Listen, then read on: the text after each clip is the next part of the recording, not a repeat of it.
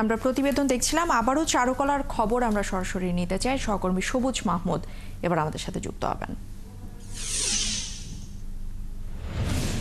সবুজ, চারুকলার এই মুহূর্তের আয়োজন কি চলছে একটু জানাবেন, আর বিকেলে বা সন্ধ্যায় কি আর কোনো ধরনের আয়োজন রয়েছে কিনা সেখানে?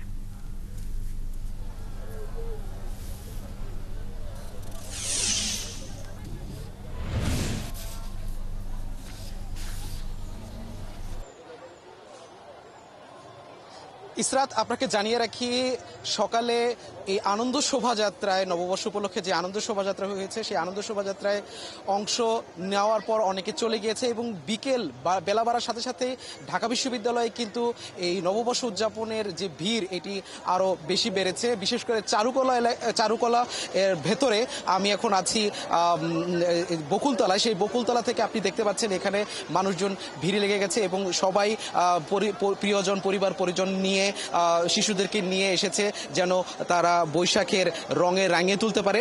এমন আমি অনেকের সাথে কথা বলেছি, তারা সবাই খুবই উচ্ছ্বসিত এবং খুবই আনন্দিত যে এই নববর্ষের এই বর্ষবরণ উৎসবে সামিল হতে পেরে। আমি এমন কয়েকজনের সাথে কথা বলতে চাই যারা এই নববর্ষে এখন বকুলতলা অবস্থান করছে।